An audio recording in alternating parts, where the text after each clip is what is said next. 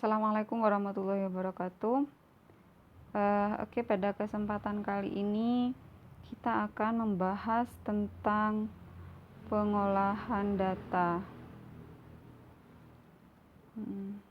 Nah, sebelum ke pengolahan data, maka teman-teman harus tahu dulu apa itu data. Ya, data adalah hasil pengukuran atau bisa juga hasil pengamatan, pengukur atau pengamatan. Ya. Nah, hasil pengukuran atau pengamatan ini bisa berupa angka, bisa juga berupa fakta-fakta, atau bisa juga berupa pernyataan-pernyataan. Nah, karena di pembahasan kita ini adalah di matematika, maka data yang akan kita bahas di sini adalah hasil pengukuran ataupun hasil pengamatan yang berupa angka, gitu ya. Ingat, karena di pembahasan kita ada di matematika, berbeda jika di penelitian kualitatif, ya.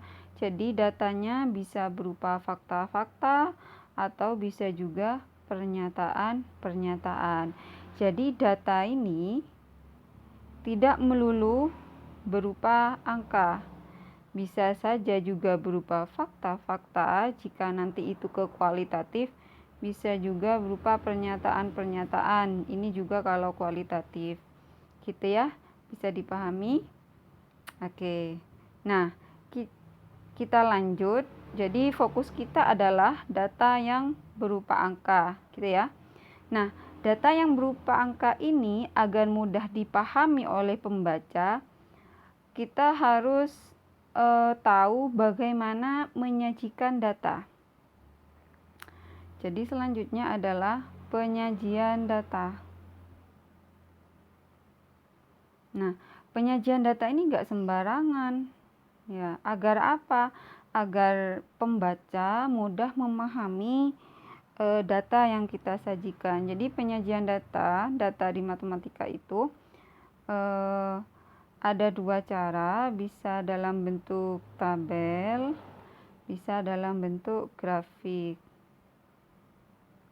Grafik itu nanti juga ada macam-macamnya, ya.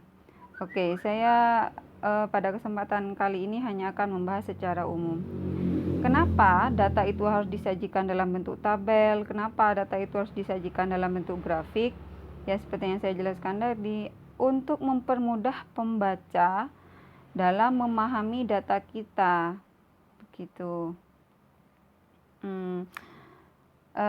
Kita lanjut contoh ya. Contoh, misal diketahui data tentang hasil belajar matematika dari 10 siswa misal. Diketahui datanya adalah 6, 7, 7, 5, 6, 8, 8, 9, 2, 3, 4, 5, 6, 7, 8.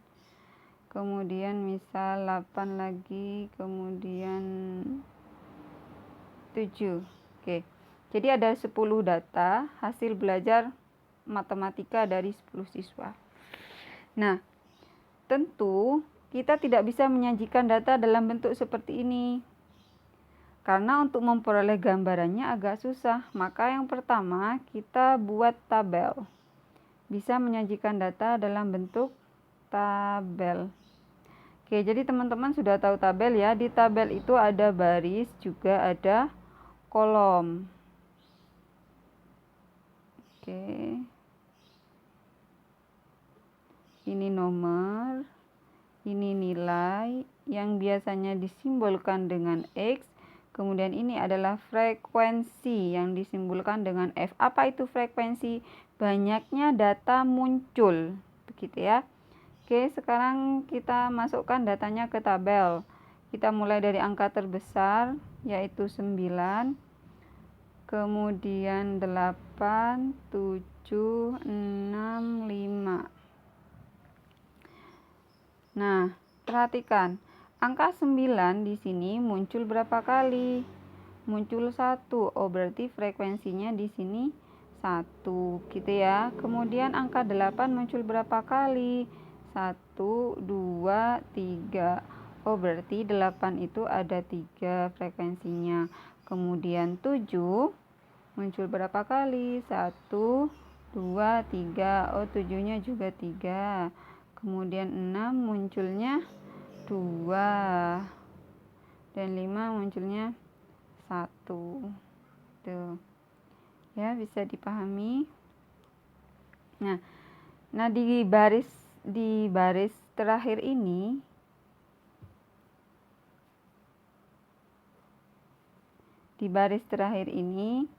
ada jumlah.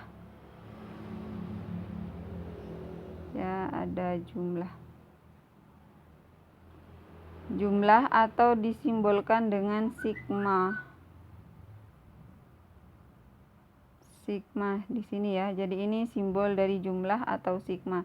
Kita jumlahkan frekuensinya di sini ada berapa? Ada 10, gitu ya. Oke. Selanjutnya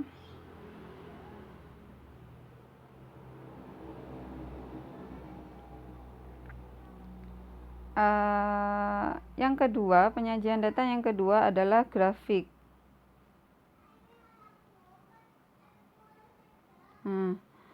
Grafik. Oke. Grafik ini yang saya bahas pertama adalah grafik batang ya. Seperti ini. Jadi ada 2 sumbu, teman-teman masih ingat mungkin dipelajari dulu di SMP kalau tidak salah. Di sini ada 2 sumbu horizontal kita simbolkan dengan X, kemudian sumbu vertikal ini disimbolkan dengan Y. Nah, untuk X ini adalah nilai, kemudian yang Y ini adalah frekuensi. Ya. Oke, nilainya di sini ada berapa saja? Ada 5, 6, 7, 8, 9. Ingat di sini itu adalah 0. Jadi semakin ke kanan nilainya itu akan semakin besar. Maka di sini kita mulai dari 5. Setelah 5 kemudian 6, 7, 8, 9. Oke, di sini 1, 2, 3. Sini 1, 2, 3. 1, 2, 3. Ingat bahwa jarak antara 0 ke 1, 1 ke 2, 2 ke 3 ini harus sama pada sumbu Y. Ya. Tapi untuk sumbu X, kenapa tidak dimulai dari 1? Karena untuk nilai 1 ini enggak ada. Di sini tuh enggak ada nilai 1. Ya. Di sini enggak ada nilai 1. Jadi kita langsung saja dimulai dari 5. Tapi untuk grafik yang ini, yang sumbu Y ini tetap harus dimulai 1 dengan jarak yang sama. Misal 1 ke 2 jaraknya segini, maka 2 ke 3 juga begitu, dan seterusnya. Bisa dipahami ya. Kalau misal nanti datanya banyak, misal yang 9 itu munculnya 10, 8 itu 15. Jadi mungkin ini dipersempit lagi jaraknya. Bisa dari 0 ke sini itu adalah 5, begitu ya. Kemudian baru ke sini ini 10, sampai sini ini 15, gitu ya. Oke. Kita lanjut buat grafiknya. Jadi yang nilai 5 muncul berapa kali? Oh, munculnya 1. Berarti kita buat 5 itu hanya sampai 1, begitu. Nah, kemudian 6 munculnya berapa? Oh, 6 munculnya 2, gini. Selanjutnya 7 munculnya berapa? 3. Gini ya. Garis putus-putus itu hanya sebagai pembantu. Jadi garis putus-putus ini hanya sebagai pembantu. Membantu agar gambar kita lurus. Sebenarnya ini garis putus-putus tidak ada. Jadi grafik batang itu hanya yang ini, batang ini. Gitu ya. Kemudian 8 munculnya berapa? Oh, 8 munculnya 3. Gini. 9 munculnya berapa? 1. Oh, di sini berarti. Nah, jadi ini adalah bentuk grafik dari data hasil pengukuran hasil belajar matematika. Sekarang kita bandingkan antara data mentah ini, data mentah 6, 7, 7, 5, 6, 8, 9, 7 ini dengan tabel. Begitu juga dengan grafik. Tentu ada perbedaan. Kalau kita hanya menyajikannya dalam bentuk data mentah, maka pembaca akan kebingungan. Maka sampean masih ngasih tugas ke pembaca untuk menghitung, untuk mencari, dan seterusnya. Jadi tidak mempermudah. Jika kemudian bisa kita sajikan dalam bentuk tabel atau bentuk grafik, maka dengan mudah pembaca akan tahu bahwa oh, nilai 8 munculnya 3 kali. Oh, nilai 7 munculnya 3 kali, dan seterusnya. Oh, nilai terendah adalah 5, dan seterusnya. Oh, nilai tertinggi adalah 9, gitu ya. Begitupun dengan grafik. Oh, yang paling tinggi itu adalah nilai 7 dan nilai 8, sama-sama muncul sebanyak 3 kali, begitu.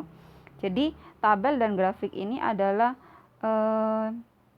cara menyajikan data agar pembaca bisa memperoleh gambaran secara umum tentang hasil pengamatan kita. Oke, bisa dipahami? Mungkin itu dulu materi kita hari ini. Semoga bermanfaat. Saya akhiri. Assalamualaikum warahmatullahi wabarakatuh.